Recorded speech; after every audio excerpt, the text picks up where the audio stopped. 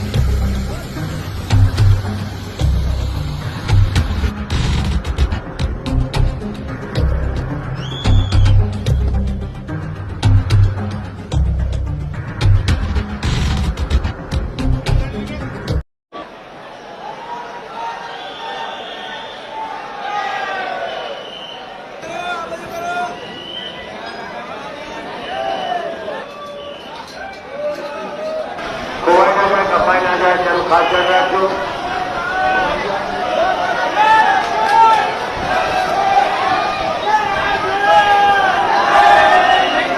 દૂર દૂરથી જે શ્રદ્ધાળુઓ છે તેઓ દર્શન માટે આવતા હોય છે અને આજે પણ એવો જ માહોલ અત્યારે મંદિરમાં જોવા મળી રહ્યો છે. આપ જુઓ કે ભક્તોની જે ભીડ છે એ હાલ અહીં જોવા મળી રહી છે અને દૂર દૂરથી ભક્તો પદયાત્રા કરીને મંદિરે પહોંચતા હોય છે. શ્રદ્ધાળુઓ છે તેઓ દર્શન માટે આવતા હોય છે. લાખોની ભીડમાં શ્રદ્ધાળુઓ અહીં પહોંચતા હોય છે. તો એ જ પ્રમાણેનું જે આયોજન છે એ અહીં વહીવટી વિભાગ પણ કરતા હોય છે અને પોલીસ માટે પણ એટલું જ મુશ્કેલ છે ક્યાંક કે તમામ જે ભીડ છે એમને કાબૂમાં રાખવામાં આવે.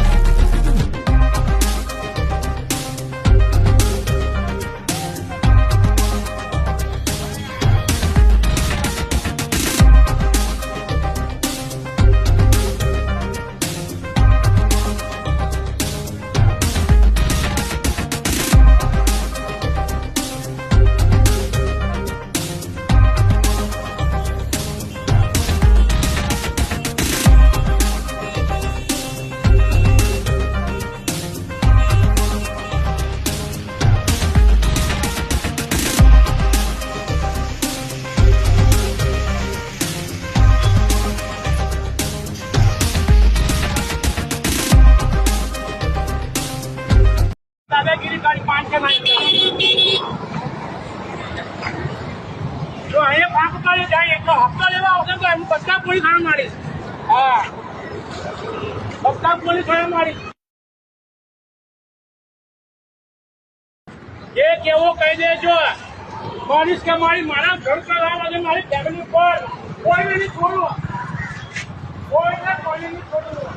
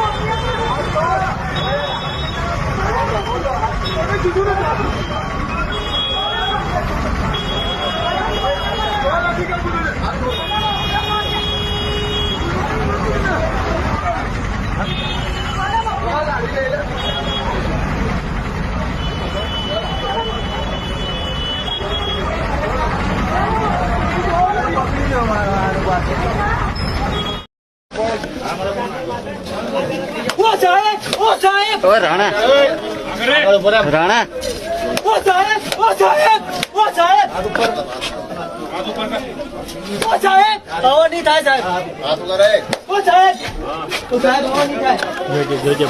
તું નીચે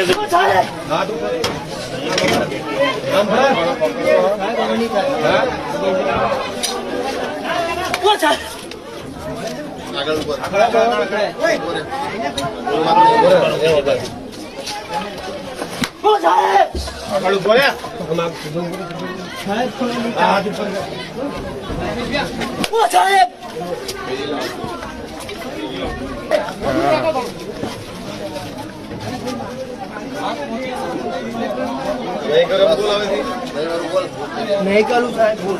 બીજી વખત આવી ભૂલ નહીં કરું. બીજી વખત આવી ભૂલ નહીં કરું. બીજી વખત આવી ભૂલ નહીં કરું.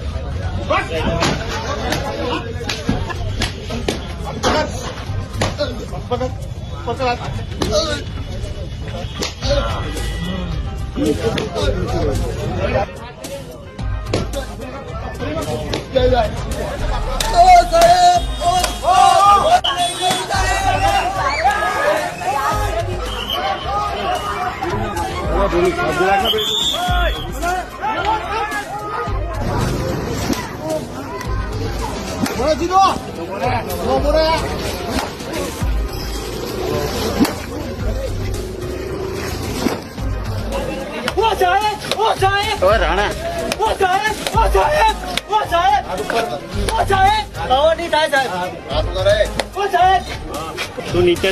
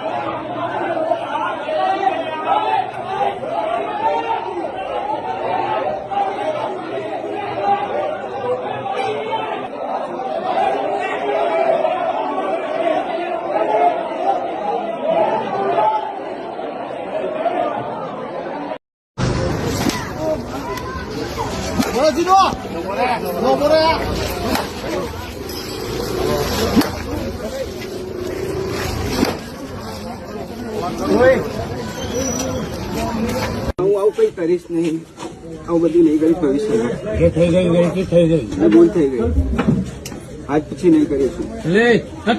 ભવિષ્યમાં નહીં કરીશ.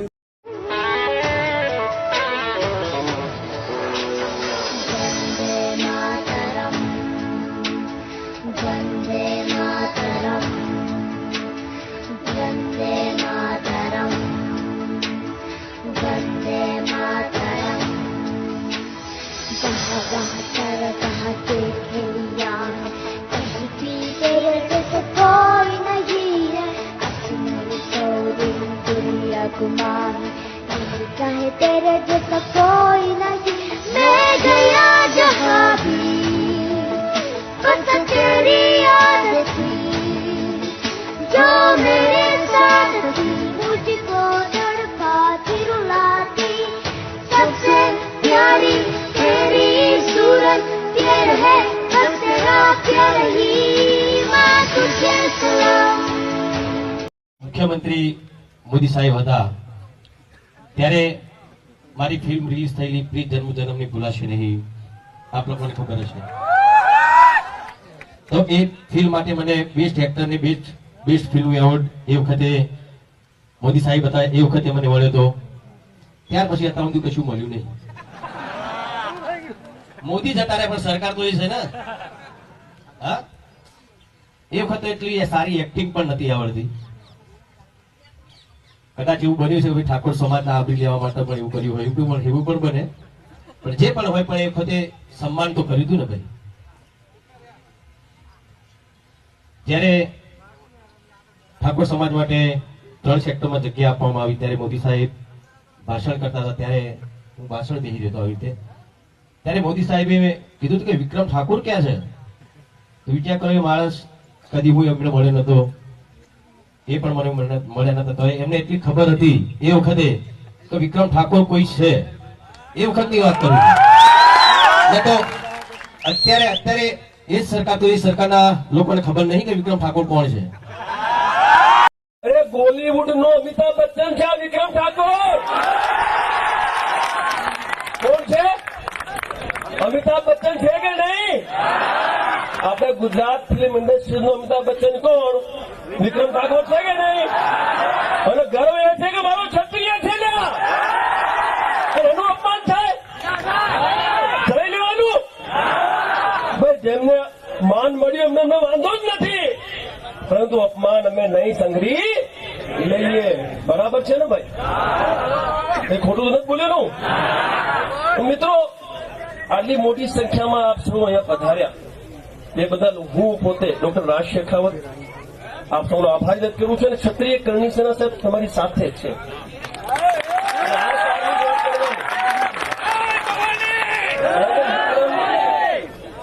વિક્રમ ઠાકોરે જે ફિલ્મ ઇન્ડસ્ટ્રીઝમાં જે યોગદાન આપ્યું છે ગુજરાતમાં, એ કોઈ આપી શક્યો નથી. એ આપણે સ્વીકારવું પડશે ને આપણા માટે ગર્વની વાત છે કે ક્ષત્રિય છે, અને પાછું એનું અપમાન થાય તો એ આપણે બરદાસ્ત કરવું નથી. મિત્રો, આ વાત એમના કહેવાથી આજે ખબર પડી છે.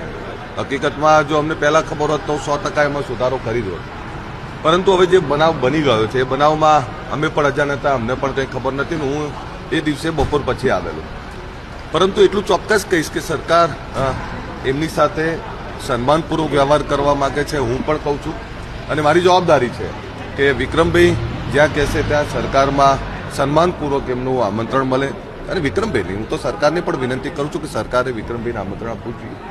અને વિક્રમભાઈની સાથે એ તમામ જે ખ્યાતનામ કલાકારો છે, નામાંકિત કલાકારો છે, જેમણે ગુજરાતની ફિલ્મ ઇન્ડસ્ટ્રીને, ગુજરાતની સાંસ્કૃતિક વારસાને જીવંત રાખવા માટેના જે લોકોએ પ્રયત્ન કર્યા છે, આવા બધા જ કલાકારોને બોલાવવા જોઈએ અને સન્માનિત કરવા જોઈએ. જે એમની લાગણી છે, જે સમાજની લાગણી છે, એમની સાથે ઊભું રહેવું મારી જવાબદારી છે.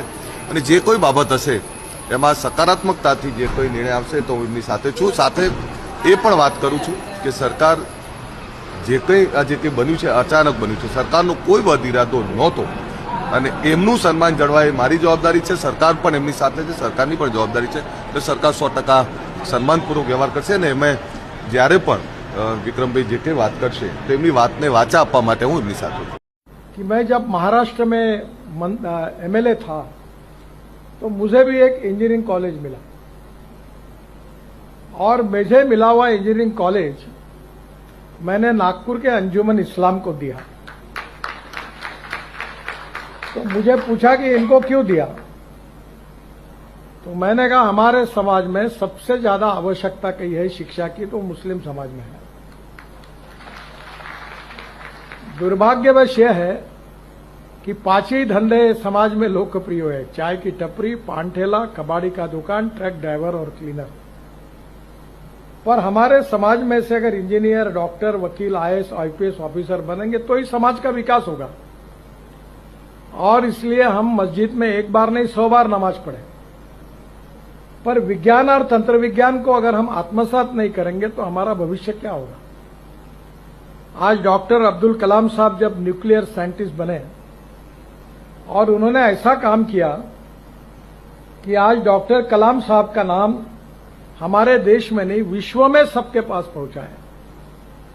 और इसलिए मैं एक बात पर विश्वास रखता हूं कि कोई भी व्यक्ति उसकी जात, पंथ, धर्म, भाषा और सेक्स से बड़ा नहीं होता, उसके गुणों से बड़ा होता है। और इसलिए हम जात, पंथ, धर्म, भाषा और सेक्स के आधार पर किसी को डिस्क्रिमिनेट नहीं करें। मैं तो राजनीति में हूं, यहां तो बहुत बातें चलती है, तो मैंने कहा नहीं, जो मैं मेरे हिसाब से चलूंगा, जिसको देना वोट देगा, नहीं देगा वो नहीं देगा। बहुत जाति वाले लोग मुझे मिलने के लिए आते हैं, तो मैंने उनको सबको मिलकर 50,000 लोगों में कह दिया, जो करेगा जात की बात उसको कस के मारूंगा लात। विपक्ष के पास गुजरात में 40% वोट है। छोटा विपक्ष नहीं है, ये नहीं है कि 5% वोट है। आप किसी भी दो लोगों को चुनो, कहीं भी गुजरात के किसी भी कोने में 40% हमारे हैं, मतलब 2 में से 1 हमारा, 1 उनका। अगर हमारा वोट 5% बढ़ जाए, बात वहीं खत्म हो जाएगी। રાહુલ ગાંધીએ જે રીતે કાર્યકર્તાઓને વાત કરી કે ગુજરાતનો કોંગ્રેસનો જનાધાર ગુજરાતમાં કેમ ઘટી રહ્યો છે, છેલ્લા 30 વર્ષથી ભારતીય જનતા પાર્ટીનું શાસન છે, એ શાસન હોવા છતાં એન્ટી ઇન્કમ્બન્સી કેમ નથી? તો સૌથી પ્રથમ તો રાહુલ ગાંધીએ પોતે ભારતીય જનતા પાર્ટીના વિકાસના કાર્યક્રમો, ભારતીય જનતા પાર્ટીના લોકોની વચ્ચે ફેલાયેલી સુવાસ, એના કામો થી લોકો પ્રભાવિત થઈ અને આશીર્વાદ આપે છે અને એને મત આપી અને વિજયી બનાવે છે। નકારાત્મક રાજનીતિથી તમારે જીતીને આવવું છે, તમે પોતે એવા કામ કરો કે જેથી લોકો તમને લોકપ્રિયતાથી ચૂંટે, પણ તમારે નકારાત્મક નેગેટિવ વોટથી સત્તા ઉપર આવવું છે। લોકો ભાજપથી કંટાળે અને અમને મત આપે અને જીતી જઈએ એમ કરીને તમારે સત્તામાં આવવું છે। ખ્યાલ છે તમારે ક્યારેક કનૈયા કુમારના ખભા ઉપર, ક્યારેક ચૈતર વસાવાના ખભા ઉપર, ક્યારેક તમારા જિગ્નેશ મેવાણીના ખભા ઉપર, એટલે પારકા ભાણે જમવાયેલી ટેવાયેલી આ કોંગ્રેસને સલાહની જરૂર એટલા માટે છે કે મહેનત કરવા ટેવાયેલા નથી। ભારતીય જનતા પાર્ટીના આગેવાનો સતત પ્રજાની વચ્ચે, કાર્યકર સતત પ્રજાની વચ્ચે રહે છે, જેના કારણે જીતે છે, એ સમજવાની જરૂર છે। આપણો આદિવાસી વિસ્તાર એટલે સંસ્કૃતિ અને પ્રભુ ભક્તિ જોડે જોડાયેલો વિસ્તાર, પરંતુ આવા ભોળા ભાલા આદિવાસી ભાઈ બહેનોને ખાસ કરીને ધર્મ પરિવર્તનના વિષયની અંદર જો કોઈ બી પ્રકાર, કોઈ બી ગામમાં જો ખોટી રીતે વસાવવામાં આવશે તો સરકારી અને કાયદાકીય સકંજામાંથી છૂટવાની બારી નહીં બચે, તે પ્રકારના પગલાં લેવામાં આવે। અત્યારે ગરમી વધી રહી છે, મહત્તમ તાપમાન વધી રહ્યું છે। તારીખ 15મી માર્ચથી ગરમીમાં આંશિક ઘટાડો થશે અને કોઈ ભાગમાં લગભગ મહત્તમ ઉષ્ણતામાન 33 ડિગ્રીથી 37 ડિગ્રી સેલ્સિયસ જેવું રહેવાની શક્યતા રહેશે। લગભગ મધ્ય અને ઉત્તર ગુજરાતના ભાગોમાં 34-37 ડિગ્રી સેલ્સિયસ જેવું રહેવાની શક્યતા રહે અને દરિયાકાંઠાના ભાગોમાં મહત્તમ તાપમાન 33 ડિગ્રી સેલ્સિયસ જેવું રહેવાની શક્યતા રહે। પરંતુ ઉલ્લેખનીય છે કે એક પછી 25 વિશ્વમાં આવી ગયા છે। દેશના ઉત્તર પર્વતીય પ્રદેશમાં તારીખ 13-14માં આવતો 25 વિશ્વના કારણે હોળીના દિવસોમાં જ પણ ત્યાં વાદળવાયુ, ત્યાં વરસાદ થવાની શક્યતા રહે છે, જ્યારે ગુજરાતમાં પણ વાદળો આવવાની શક્યતા રહે છે।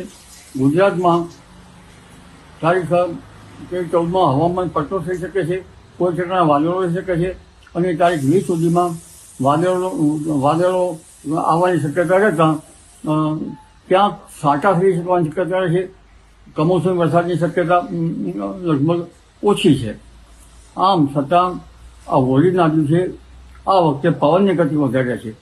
કચ્છના ભાગોમાં તો પવનની ગતિ મહત્તમ 40 ડિગ્રી સેલ્સિયસ કે 43 ડિગ્રી સેલ્સિયસ વિન્ડ ગસ્ટ રહે, ધૂળકટું છે। સામાન્ય પવનની ગતિ પણ લગભગ 20 કિલોમીટર જેવી રહેવાની શક્યતા રહે છે।